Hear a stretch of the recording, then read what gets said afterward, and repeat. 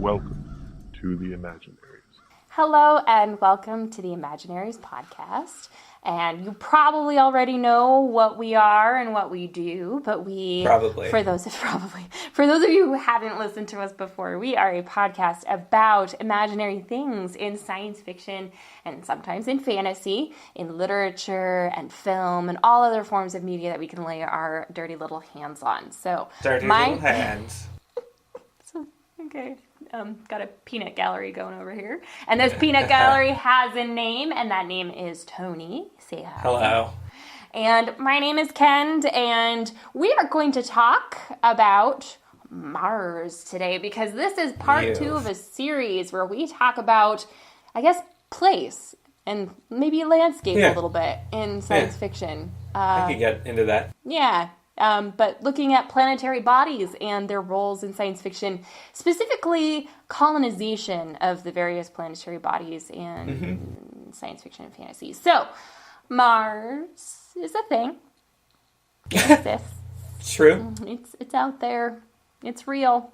I've seen it with True my facts. own eyes. So it's a thing. And we're going to talk about perhaps a little bit of temporal anxiety over what Mars has meant, currently means, and could possibly mean in the future for science fiction writers.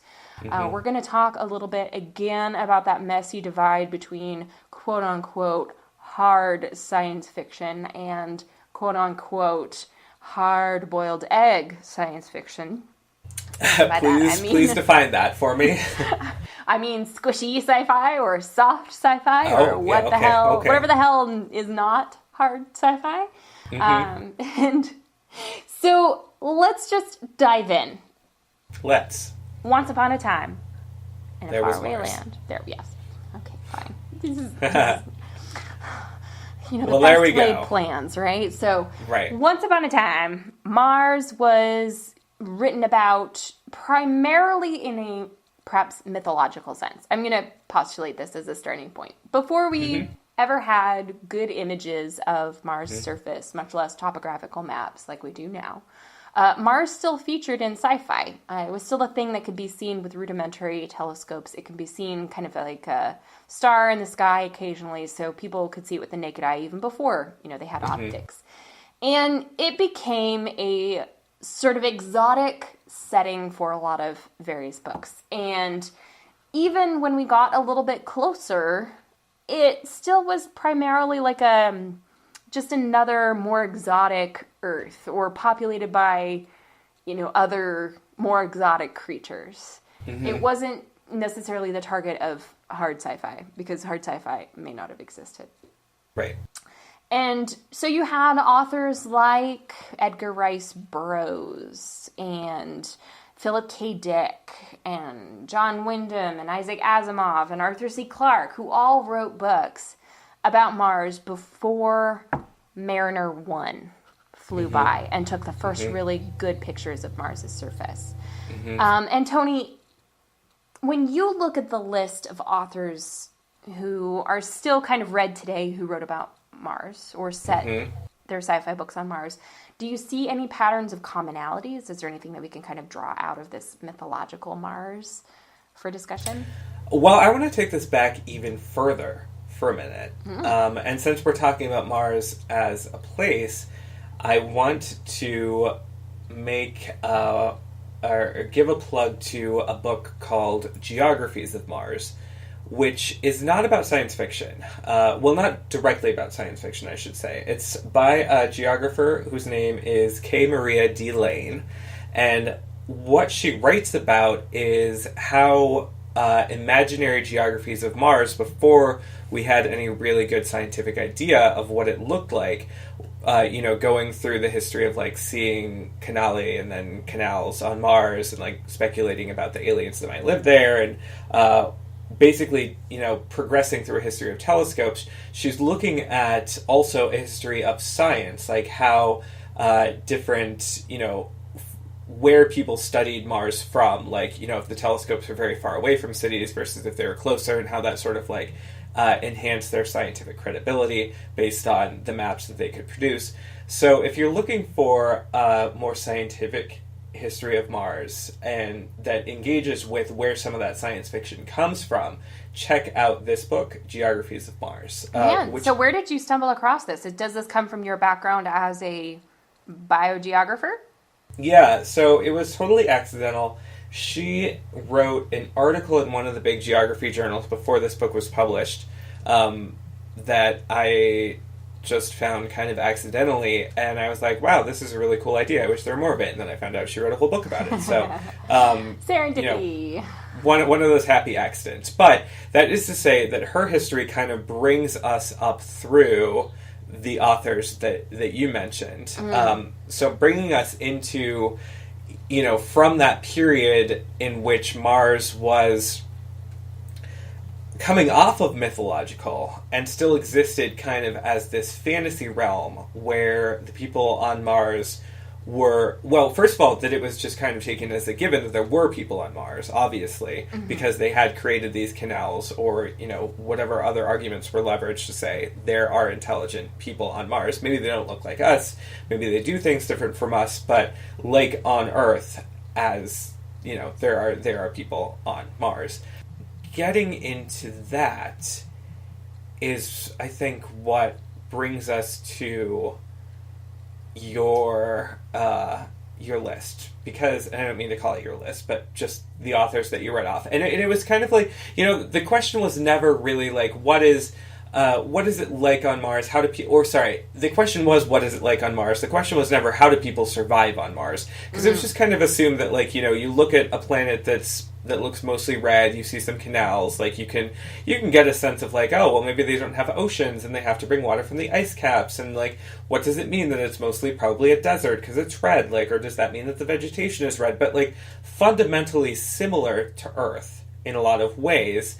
And that really brings us up through, the folks who are writing about it until we could get good science. Get good science. Get good images. Woo, woo. So, because fun fact. So you live in Arizona. I do.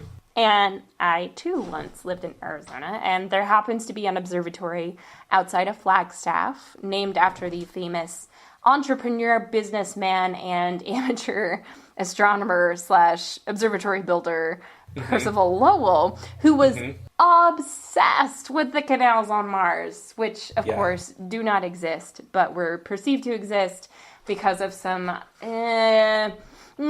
faulty is not perhaps the right word, some adequate for the time but inadequate for ours observations by an Italian astronomer whose name right now escapes me. But at some point, this Italian... Oh, Schiaparelli, of course. Schiaparelli had observed what he thought were canals on Mars, and then that was followed up by Lowell, who decided he wasn't going to be able to get the science that he wanted out of the established and professional observatories on the coasts. And so he decided, well, heck, I'll just build my own. I'm rich enough. And so he did. And part of what Maria Lane says as well in Geographies of Mars is that the Schiaparelli never really thought that he saw canals. Like, he definitely recorded some lines, and then the story goes that there was like kind of a bad translation that canali in Italian, someone saw that, or somewhere along the line there was a mistranslation like a giant into canals, game of telephone, only about Mars. Right, but what part of what Maria Lane argues is that there might have been some mistranslation in there, but there was also this willful belief that these lines had to be canals, because what else could they be once Schiaparelli had actually sketched out what they looked like. So there was, it wasn't all a big misunderstanding, it was more like people were like, well, obviously we want them to be this is what they are, and they sort of like operated under that assumption. Which kind of brings me to the segue I was hoping to aim for and wasn't quite sure I was going to actually hit, which is that you see this transition from hard science about Mars, like actual observations of Mars, which were at the time, accurate as could be. So Schiaparelli's observations were pretty good for the time. Then you have, as you say, a giant kind of game of telephone going on where it gets mistranslated. and Lowell latches onto it and decides he wants to kind of get this written stone somewhere and make more observations of these canals that he had convinced himself existed there, whether from a faulty translation or not. And then you have sci-fi authors coming up after, like Edgar Rice Burroughs, who looked at the work done by Schiaparelli and looked at everything that was happening with scientists and entrepreneurs and whatnot, like Lowell, and said, that's ridiculous. Like, all these people are getting worked up over canals on Mars, and I bet you could write a really pulpy sci-fi novel based off of this concept, and it would point out to people how stupid this is. Well, enter his John Carter of Mars series, which there's quite a few, which turns out to be a huge, huge moneymaker.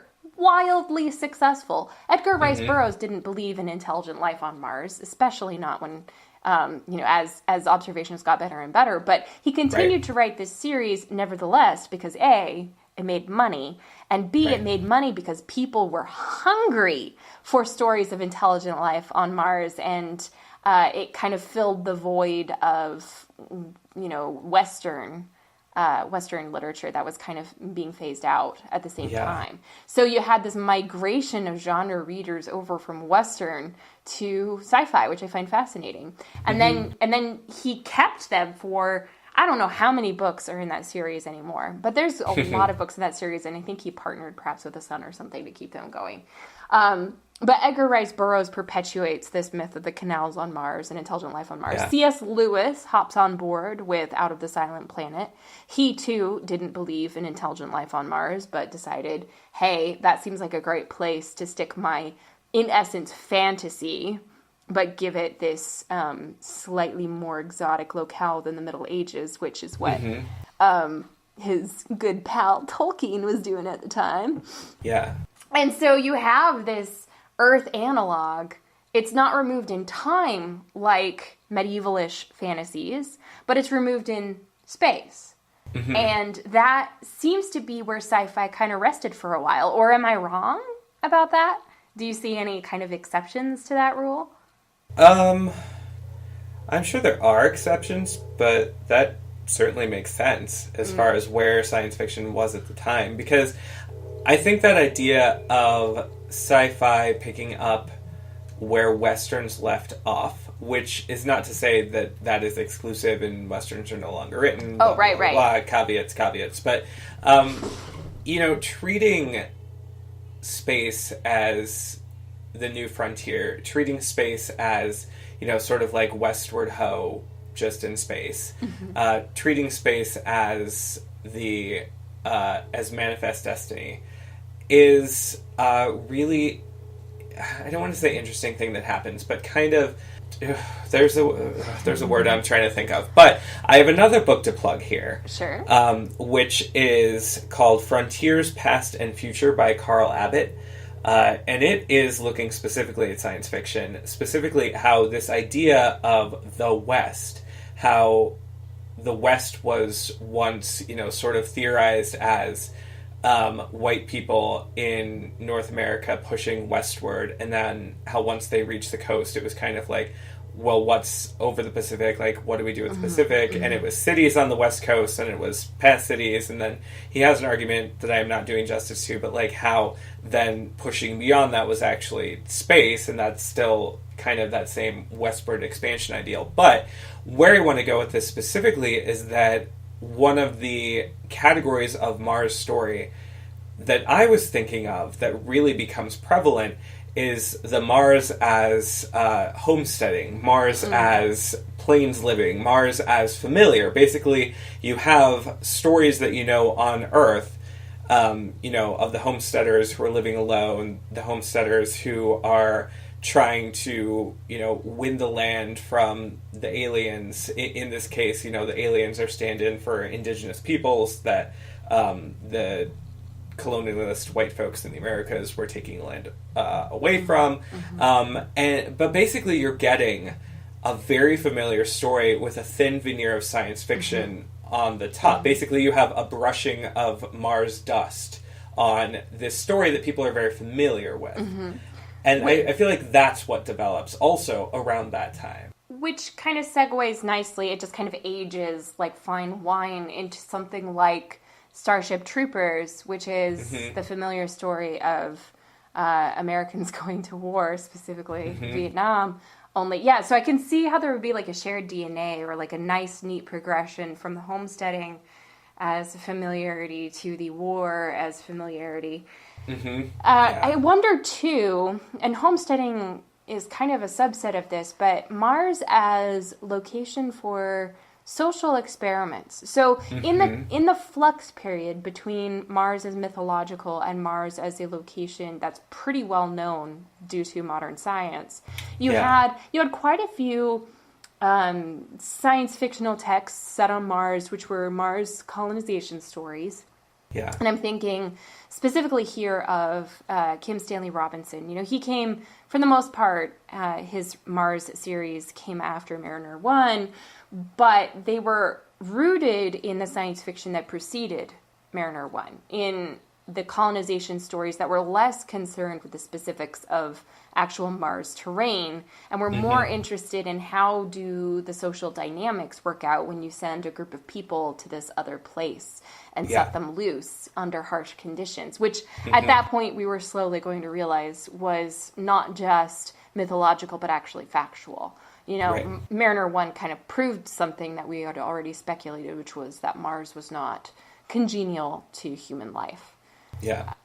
So yeah. Do any other sort of social science or social experiment Mars text kind of leap to mind? Yes. Well, let us very productively mix fact and fiction and think about Biosphere 2. Ooh. Because if you are unfamiliar with it, Biosphere 2 is, I think, unique in the world. But it was built to be, in the 80s, a completely self-sufficient, closed environment that consisted of several different biomes. You had a rainforest, you had a cold desert, you had a beach, you had an agricultural area. What else was there? There were a couple others that I'm blanking on right now. You had the lungs part, which is the most iconic image out of Biosphere 2, which is where the sort of air circulation happens within the biosphere. Right. And so this idea with the lungs is that you could, essentially this whole closed complex it's in the Tucson Desert. It's like half an hour north of me. But the idea was that it was completely responsive to all of the outside factors that would be affecting it. Like, so temperature would rise and fall. In the Arizona desert, temperatures can fall by like 30 or 40 degrees Fahrenheit in a given day. So it had to deal with a large daily range. It had to deal with a large yearly range, from down in the 30s, like potentially up to 110, 115 in Fahrenheit during the summer. It had to be able to do things like let people produce their own food, have a way of getting water, have a way of recycling air. And the idea behind Biosphere 2 was that, first of all, it was going to be testing the physical science capabilities of folks who would potentially go to Mars, because the whole idea behind the project was this is the kind of habitat you would need for Mars if you were to go there, if you were to actually put people on there. It would have to be closed, it would have to be self-sustaining for multiple years. And so the idea was that they were actually going to put a small group of people into Biosphere 2, close it off, and run a simulated Mars mission for 2 years. And that happened. It happened for the most part. And then, of course, you got to see how everything broke down and how everything went wrong. And the reason why I'm mentioning it here, and not when we get to some of the more physical science bits, is that a lot of where it broke down was in the relationships between people, the social side of it. And that's part of the reason why they're running the experiment, because we have, people have gone to space, people on the ISS, like, even if you get down to, like, ships on the seas, like, there's no dearth of seeing how people act in isolation. But just that much isolation, where you're completely cut off from the rest of the Earth, from even being able to see the rest of the Earth, theoretically, even though these people could see outside the windows, like, that had profound effects on them. And so Biosphere 2 was both a product of the Martian science fiction of the time and also informed a lot of Martian science fiction. And I'm thinking, too, it informed a lot of just fiction in general. I remember... Yeah, yes. I'm sure a lot of our listeners who come from the same background as me will understand what I mean when I say church camp. Church camp movie night. We watched Biodome, the movie. It's a 1996 comedy film, which... These two, like, college frat boys crash essentially Biodome or whatever. And this very serious sort of space analog mission that's going on there, very much like what happens in the actual Biosphere 2. And they end up having to live in it for a year with these scientists, these actual rigorous scientists. And so it's this comedy of, like, stupid boys ruining everything and teaching the scientists how to enjoy life a little bit, and then the scientists teaching them how to be, like, more responsible. And it's this, it's a pretty common item for church camps, apparently, to show on movie night. But it also, I'm thinking of the actual literal descendants of Biosphere 2.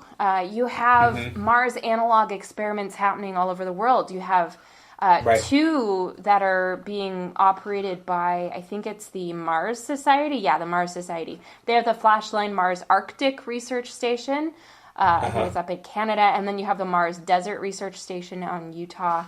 And then separately, you have High Seas, which is the Hawaii Space Exploration Analog and Simulation, which they had a full simulation of a space mission that finished either earlier this year or last year. I'm forgetting how long ago that was. But they, in a lot of ways, that science fiction that descends from these analog experiments can be traced back and back and back. If you peel away the layers, it can be traced back to these Biosphere 2, as you were saying. So I find it fascinating that, like, a book like Meg Howry's The Wanderers, in essence, is like a direct descendant of that, as well as, in some ways, a direct descendant of the hard science fiction that began to emerge after we did send Mariner 1 past Mars and got good images and started sending various robotic missions to Mars to, measure the soil and map the surface and whatnot. Right. And it's interesting that you do have books like... Oh, sorry. I thought I dropped out for a second. It is interesting that you have a book like The Wanderers by Meg Howry, which is all about a mock Mars mission that's like Biosphere 2, isolated. In that case, very advanced in the sort of simulations that they're running. Like, they're meant to believe that they're actually going to Mars, the 3 astronauts who are selected to do this. So it's interesting to me that you not only have books that are drawing from the Biosphere 2 experiences as far as, like, what happens to people when they're isolated, what happens to people when they go to space, but then you have books that are specifically about what happens to people when they're isolated in these, like, mock environments. And The Wanderers is just a fantastic book, and it's going to be one of my favorite books of the year, I think. But the fact that we have that, not only Mars as social experiment in fiction, but, like, fiction of Mars as social experiment. It's so meta. It's amazing. Such an interesting meta thing. But I didn't want to take away your steam from getting to, I think, kind of where we are now, a new Mars renaissance of, like, Mars as informed by hard science, and therefore, much a setting in hard science fiction novels. And specifically as settings for as a setting for terraforming. So when we think about terraforming science fiction, you have a lot of terraforming that happens on planets other than Mars. And I'm thinking, this happens in everything from Star Wars to Star Trek to every Kim Stanley every Kim Stanley Robinson book ever written, except for, his more historical books. And it's also, a subject for a variety of other sci-fi that we won't get into here. But Mars specifically features in, I'd say, a disproportionate amount of terraforming novels. There are exceptions, and we will talk pretty soon here about the Pamela Sargent series set on Venus. In the next couple of weeks, we'll talk a little bit about her, and we'll talk about terraforming Earth, actually, in the future as well. What does it mean to terraform your own planet, which is the origin planet, and things like that. But Mars is just, it's almost like the iconic terraforming planet. And I kind of was wondering if you had a theory about why and the significance of terraforming Mars. Is it that we need a second Earth, like Elon Musk kind of wants to make? Is it a backup Earth? What is the significance of Mars now in science fiction, and what is the relationship to terraforming? So, I have this idea, and I'm going to contrast Mars with the moon, which we talked about last year. Last year? Not in terms of last week, last podcast, sorry. I don't know why I said that. It felt like a year ago. But, you have the moon, which is much closer, which has this very different relationship with Earth. You have Mars, which is much further away, which is a planet, etc., etc. But once we get to a point where we know some things scientifically about Mars, where the idea of terraforming itself has come about and seems scientifically feasible, if not yet practicable, and I don't know that we're even at that point yet. I don't think we are necessarily, but thinking about like 70s, 80s into the 90s, then if you think of the moon, it's dead. There's nothing there. There never really was anything there. Like, maybe it was volcanically active once upon a time, way back towards the birth of the Earth in the early days of the solar system, but that was billions of years ago. Whereas with Mars, it holds this mythical, almost romantic attraction, because we kind of have the sense of it as the Earth that was. Not to, bring in a concept from Firefly or anything, but the Earth that was. Because, maybe it looks dry and dusty and red now, but it probably had water. But it probably has ice caps. But its atmosphere may have leached away. But, there's so many buts to Mars that could have happened once upon a time. So it's not even really terraforming in a lot of conceptions of it. It's more restoring a historical Mars to the state in which it once was, or the state in which we'd like it to have been once upon a time. So there's almost this... I don't want to say humanitarian, because that's obviously not it, but like this almost conservationist ideal with a lot of Mars fiction and terraforming. And I don't think you see that a lot in science fiction that deals with terraforming Mars, but it's kind of like part of the ethos that's informing it is this idea that, like, yes, Mars could be habitable, because Mars was probably once habitable, so why can't we make Mars habitable again, as it should be, as it once was, as its future might be. Yeah.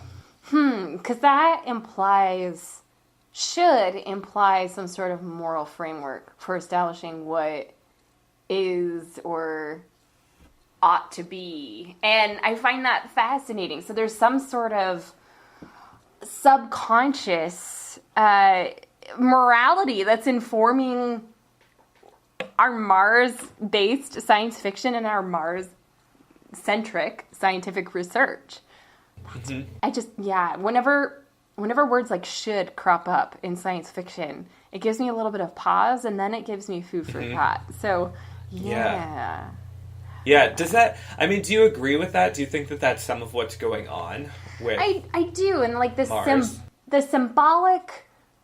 The symbolic importance of a planet that once was another Earth and now isn't, I think probably has been exploited by several science fictional authors. So this is, an example of how we went wrong. And actually in C.S. Lewis's Out of the Silent Planet, Mars is a dying planet. It does have 3 sentient life forms that inhabit it presently. And they had, at some point, the opportunity to travel to Earth and take over Earth, but they decided not to because humans were there, and they decided not to, like, bump humans off of their own planet. And so there were, like, the benevolent Martians in the end, which I thought was interesting. So you do have, like, the dying planet, and you can either die gracefully or you can die with melodramatic, fingernails on the chalkboard or whatever. And then you have Mars as symbolic future. So a planet that was alive, perhaps, but still has the possibility to be alive again in the future, and as a result of human endeavor. And certainly, it would be easier to transform Mars into a habitable place than it would be to transform very acidic Venus. Right. So in terms of possibilities, Mars is higher on the list. And so when we go looking around the solar system for where can we best apply our human endeavor to make another place just as crappy as this one, you land with Mars. And I actually think that brings us to the Expanse. So you have, in the Expanse, one of the central plot points is that Mars has been colonized. It's still in the process of being terraformed. And the original settlers at this point are so removed generationally that those who have descended from them no longer want to be, want their planet to be the product of Earth's vision for the future, right? So they have become their own planetary force or identity. They've got their own culture. And they are separate, and they have their own military, and their military goes up against the Earth military.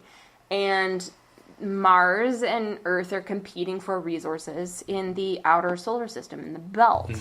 And that is where the Expanse begins, with this drawdown of resources in the belt. And so there's competition, there's scarcity, which I find really, really fascinating as an impetus to create conflict between the colony and the colonizer. So now we're back to social science fiction and a sort of mythological take, or at least a social experiment take on Mars's significance. And it combines, I think part of the brilliance of the Expanse is that it combines all of these different roles that Mars has played in the past and in the present in order to create something that's a beautiful synthesis. And we're not saying that The Expanse is a perfect series of books or even a perfect television show, even though it's a very, very strong book series and a very, very strong television show. But it does do something successfully that a lot of other novels have tried and not done successfully, and that is this synthesis. So, before we go straight to The Expanse, I want to mention that this idea of Mars as somewhere between where we are now and fully Earth-like, this Mars is sort of like half-finished, half-terraformed, is something that does crop up in science fiction again and again. And I find it interesting that it tends to be in books or TV shows or other forms of media that are not specifically focused on Mars. Like, in The Expanse, I think Mars is a big player, but of the 3 players in that particular series, Earth, Mars, and the Belt, Mars is probably the least explored of the 3. It's kind of like an important background supporting character. And we do get important characters who are from Mars, but Mars as a setting isn't necessarily there. And I think that that's true also in Babylon 5 and how it treated Mars, which was actually very similar to The Expanse in that it was, part of the Earth Alliance, but then emancipated, and there was a lot going on there politically, but also it was kind of like half terraformed. Very similar to how it's treated in Kim Stanley Robinson's novel 2312. Very similar to how it's treated in Maureen McHugh's novel China Mountain Zhang.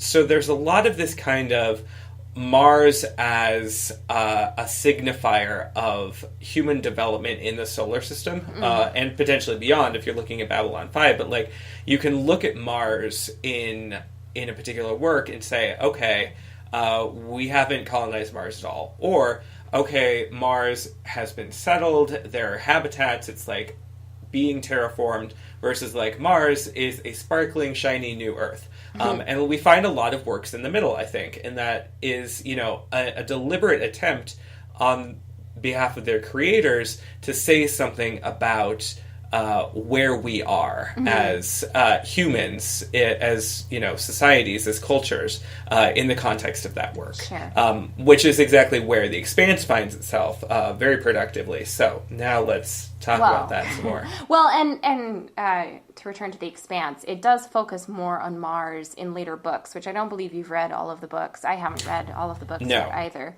But Mars becomes more significant as the series progresses, and the television show is not yet remotely caught up with the events from the books. So there's much more Mars to look forward to, which is great.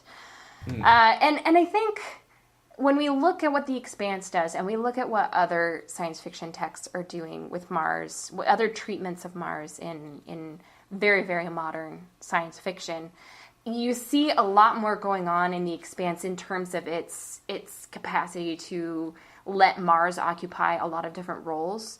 And I'm thinking of, for example, Pierce Brown's Red Rising series, which more or less returns to a mythological Mars, where Mars is just a setting for essentially like a grown-up Hunger Games kind of setup, only actual, literal mythological connections where these characters in the upper cast all name themselves or name their children, I forget how that works, after gods and goddesses from mythology. Then you have texts like Dan Simmons' Ilium, where again, you have this intrusion of the fantastical, the mythological on the surface, the actual literal surface of Mars. So you have Olympus Mons on Mars becomes Olympus, the mythological Olympus. And it uses a science fictional move in order to make that happen, but primarily the text is not concerned with making science fictional moves. That's the excuse, that's the MacGuffin to make the rest of the book happen. And so you have books like that, and then you have movies like The Martian, which are very literally concerned with, like, let's send a person with roughly our space capabilities to Mars now, and then give them a bunch of obstacles to overcome with equipment that we roughly have now, and then bring him home. And let's make him, as lovable of a character as possible in order to make you okay with enduring all of this hard science. At least that's how I kind of pictured what was happening in the writer's room as they were throwing around ideas like, oh, we should get this actor, like, let's get Ben Affleck. Oh, no, we need Matt Damon, he's more likable. They're going to be getting a lot of mathematics here, and they'll be getting a lot of ASCII numbers. I think it's ASCII, but I don't know. ASCII, they're going to get ASCII numbers. We need someone, who can give you ASCII numbers with a straight face and still be interesting. And so you have science fictional moves as the entire purpose of the work. I mean, the science moves in the science fiction are the entire purpose of The Martian. Really? And then everything else is really great window dressing. Like, Matt Damon is really great window dressing, I will admit. You have all of these different texts doing very different things with Mars. And yet in the Expanse, you get kind of all of the above. Maybe less like literal gods and goddesses showing up, but you do have little sort of Easter eggs throughout the series where it'll call out various other Mars pop culture references and things like that, which is kind of giving nods there, which I find really, really interesting. So I guess the reason why I bring up the Expanse and talk about it so much at this point in the podcast is because I am looking for kind of a through line or a synthesis. Is there a way to look at Mars colonization works, Mars colonization science, as we've looked at Biosphere 2 and biodomes and, various, Mars habitat experiments? Is there a way to find a through line that kind of gathers this all up into, I know I'm being unrealistic, but a neat and tidy package? Well, here is my kind of downer response to that. Oh, yay. So we've talked about Mars as mythological prior to, maybe leading up to Mariner and the first images of Mars. We have Mars as kind of a social science experiment where you're looking at how do people actually exist on Mars or in isolated environments. We have Mars as familiar, where Mars is just kind of like stories that are familiar on Earth, but we move them to Mars and slightly change them. And then we have the hard science of Mars, where, we are now more or less in a lot of science fictional works, where we know a lot about Mars, we have a lot of science, we have a presence on Mars that tells us these things are possible, these things are not. But I want to introduce one more thing as kind of a through line through all of them, and that is Mars as failure. Yeah. And I mentioned this, right, because you have, again, that sort of idea of Mars as the Earth that failed way back when, and it no longer has those things that we need to sustain life, so we need to, bring those back to Mars. But I'm thinking, through all of these stories, that's kind of, the hard science part of it, but the isolation experiments that fail, which we see in things like Biosphere 2 in real life, but also in Kim Stanley Robinson's Mars trilogy. That is a social experiment that went south. You have the mythical Mars that has failed. War of the Worlds is a perfect example of this, where Earth is, invaded by Martians who, for all intents and purposes, look like they're going to kick our asses, but are then undone by, germs, by the smallest things on Earth. I wish I could remember the specific ending quote for that book, but essentially Mars fails when it comes to Earth, in the person of those Martians. And then Mars as familiar, and again, that's sort of getting at that idea, even, that moment in The Martian where Watney is growing the potatoes and he has managed to make this happen finally, and then science kind of marches along and says, oh, well, that couldn't happen because of what was it, phosphates or something in the soil. It's not phosphates, but something like that. And so this idea that missions to Mars, experiments on Mars, Mars itself fails over and over and over again in science fiction, I think is such an important part of it, because that doesn't throw a damper necessarily on our interest with Mars as a science fictional setting, because we have plenty of books that, have even come out this year that, see Mars as a specific setting or a major player or something, from the unauthorized, in air quotes, authorized by H.G. Wells's